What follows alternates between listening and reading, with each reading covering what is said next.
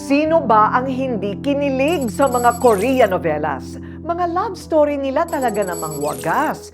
Ganyan din ang naging kwento ng pagmamahalan ng Pinay na si Tessa at asawa niyang Opa na si Jae Chon. Pinagtagpo at tinadhana. Kaya when two became one, sina Opa at Pinay, the best tambalan.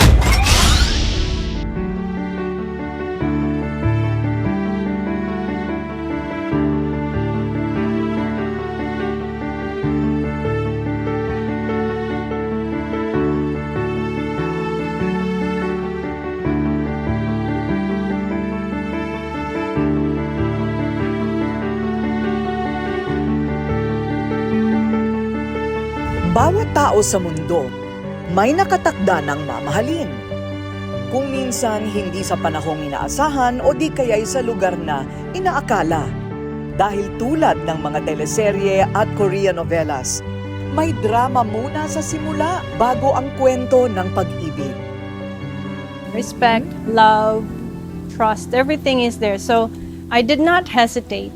She was my ideal girl.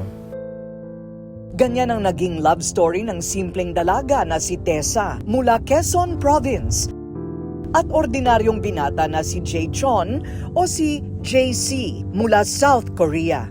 Magkalayo ng mundo, magkaiba ng kultura. Kahit sa wika, magkaiba rin pero sila ay itinadhana. It's not really about the nationality. It's about the person na pipiliin mo. Choosing the right spouse is very important for the whole life.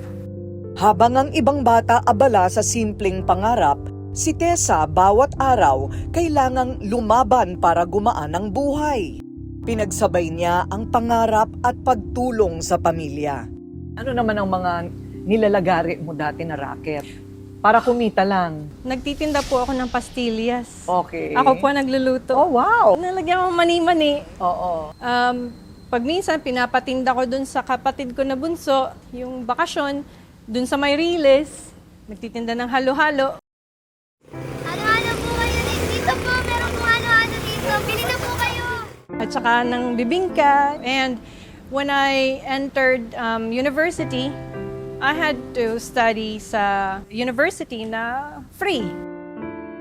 Mahirap ang buhay namin. Tuwing kakain kami, mangungutang muna sa tindahan ang tatay at nanay ko. And then later na namin babayaran pagka nagkapera uli sila, pagka nakakuha ng biyahe ang tatay ko.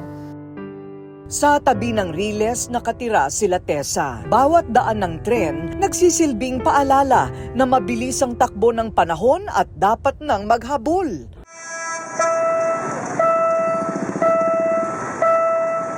Home along the Riles, tuwing dadaan ang train, mauga, maingay, ganyan. Pero used na kami sa ganong sitwasyon. Pero masaya, kahit na mahirap. Ang kanyang nanay may sakit na iniinda, halos maubos na nga ang lakas ng kanyang ama sa pagmamaneho, mairaos lang ang pamilya.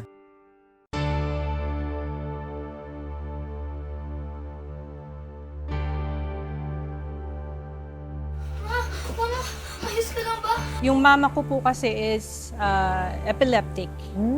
She had heart problems. So she couldn't work. She couldn't work. And then from there, we suffered financially. Yung tatay ko po kasi naloko ng tao. Oh. So yung business niya failed. 4 years old ako nung na-discover na meron siyang epilepsy. In a week, parang 2 to 3 times siyang inaatake ng epilepsy. Pero sa libo-libong kilometro ang layo sa Korea, may isang batang lalaki naman na tulad ni Tessa, ang gabi-gabing takot mawalan ng ama, si JC.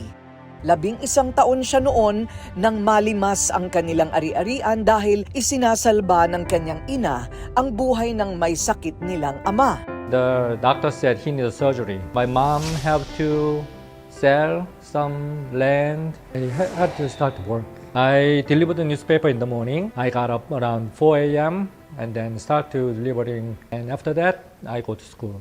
And whenever I have the vacation, I had to, as a part-time job, serving the restaurant and then working in the gas station. Afternoon, we are delivering some other milk and other things. My motto was, earning money is better than studying. Because if I study, nothing, the money didn't came. But I really need money.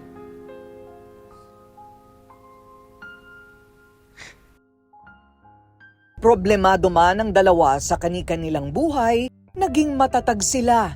Nilabanan ng takot at kawalan ng pag-asa. Nagsikap at tinapos ang pag-aaral hanggang nakuha ang titulong inaasam.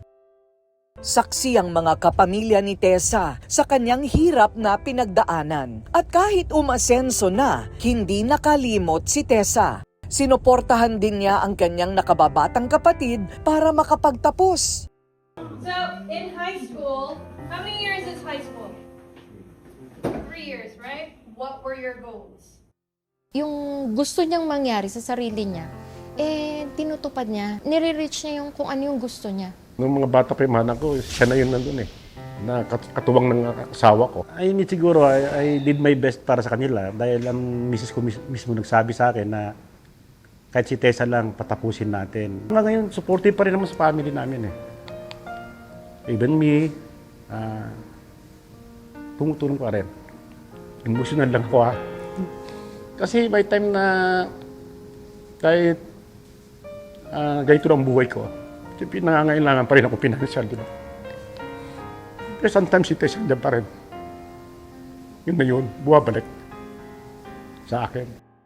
Natapos ni Tessa ang kursong accounting at naging propesora pa. Si JC naging matagumpay namang engineer sa South Korea. Kasabay ng unti-unting pag-angat sa kahirapan. Nagsimula na rin kumilos ang tadhana para sila'y pagtagpuin. Tapos na ang yugto ng kahirapan. Kaya buhay pag-ibig naman na nasa bagong kabanata.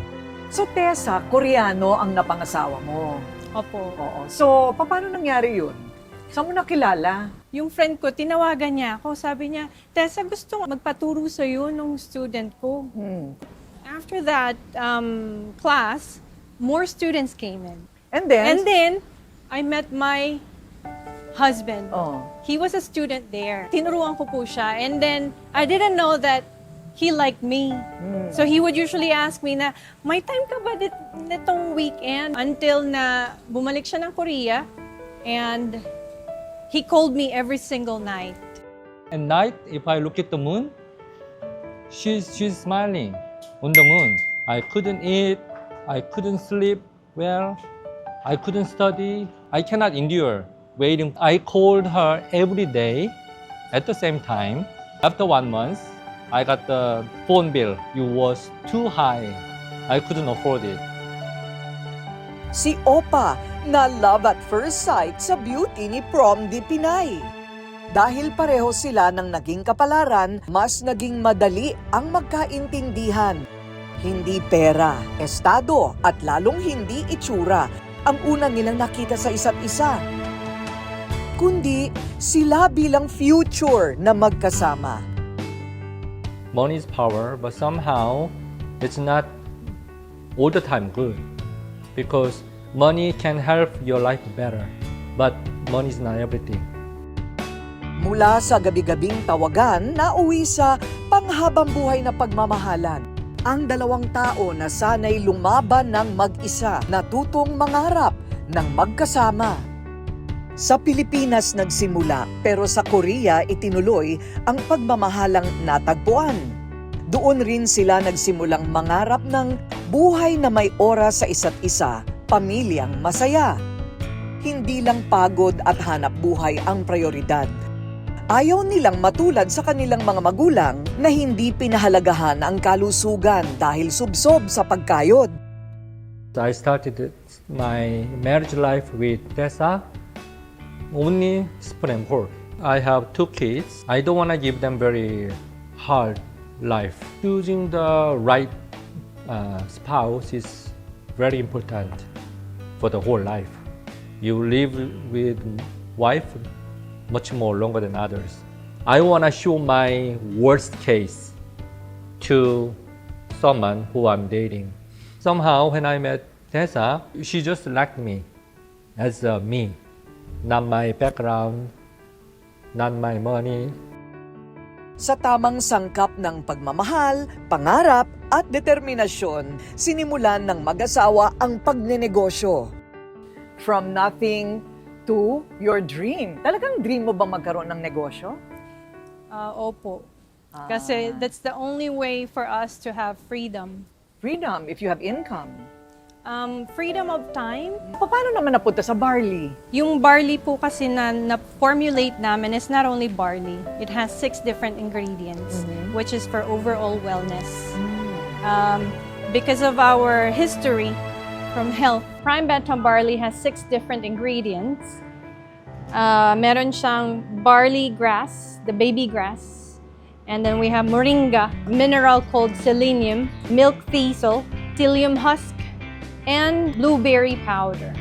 We use 2 types of blueberry. One is for flavor, and the other one is really the blueberry powder na magbibigay talaga ng nutrition sa katawan natin. We are aiming for growing together, not only our business, but also our customers' health. Malalim ang pagpapahalaga nila sa health and wellness. Dito nga sila nakafocus ang supergrass na barley na bagay sa mga tulad nilang active people ang naisip nilang gawing advocacy at business. Kailangan daw kasing matutunan ng bawat tao, lalo na ng mga Pinoy na mag-invest sa magandang kalusugan.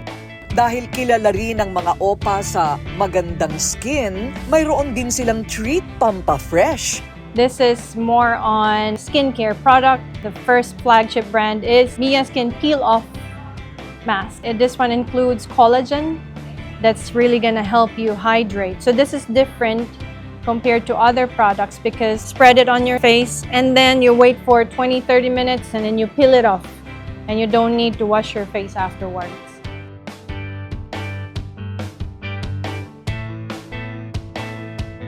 Dito sa kanilang Happy and Pamper Clinic, malaki pop fever ang service. We have a hub in Ermita. There you will see a branch office of Prime Beta and Mia Skin. Also Wellness Aesthetic Clinic, which is Mi Arum Beauty and Wellness. At the same time, we also have the Mi Arum Studio for photo shoots. Malaki na ang nabago sa buhay ng Prom Di Pinay at ordinaryong Koreano. Kaya ang kanilang mga kapamilya, idol ang dalawa. Si Tita Tessa, very, very generous. She's very generous in many ways. And also, she's very generous pagdating sa pag-i-impart ng wisdom. Kasi nga, madami silang pinagdaanan, family nila, and syempre si Tita Tessa. And palagi niya kaming ina-advise ang mag-asawa. Yun, si Tita para naming pangalawang magulang. Pero parang magulang naman na talaga siya. And, pero ngayon, syempre, mas na-appreciate ko si Tita gawa nga ng may family na kami. 2 na yung anak ko, magtatatlo pa. I'm very, very proud kasi yun nga, alam namin yung pinagdaanan ni Tita Tessa. And ngayon, nakikita namin kung ano yung fruits of her labor. Ang kinaka-proud ko kay Tita is hindi mo makikitaan ng yabang si Tita. Actually, si Tita Tessa po, ever since bata kami, kahit nasa Korea siya yung parang minamessage namin whenever we have assignments. So yung mga grammar, siya yung nag-aayos kahit late night, tita, edit naman kami. Tapos yun, every morning magsisend siya kahit busy. Then, all throughout naman supportive si Tita kahit ngayon na may mga asawa na kami. Kasi si Tita hindi siya yung pwede natin. So gusto niya na every details is perfect. For me, siguro one word to describe my tita, siguro motherly. Because lahat din ng problems namin before, like siya yung sinasabihan namin. Kasi nga, parang second mom na namin siya. Nakaka-proud kasi Nag-start siya from scratch. Kumakain sila ng rice, tapos toyo, asin. Napapakita ko na proud ako sa tita ko, sa parents ko, and sa kapatid ko. Is nandun ako lagi to support them and to tell everyone, my friends, my colleagues, na this is what they do, this is what they did, or this is their plans. Ganon. To my Tita Tessa, Uncle Unicas, always know na we're always here to support you, even na lagi nasa Korea kayo. Kami dito sa Philippines, lagi lang kaming naka-back up whatever you need. Wag lang talaga financial. That's Pinatunayan ni Tessa at JC na ang tunay na pag-ibig hindi nasusukat sa kilig, kundi sa samahang handang magtulungan at may unawaan tulad ng kanilang tambalan, Opa at Pinay from Philippines to Korea with love.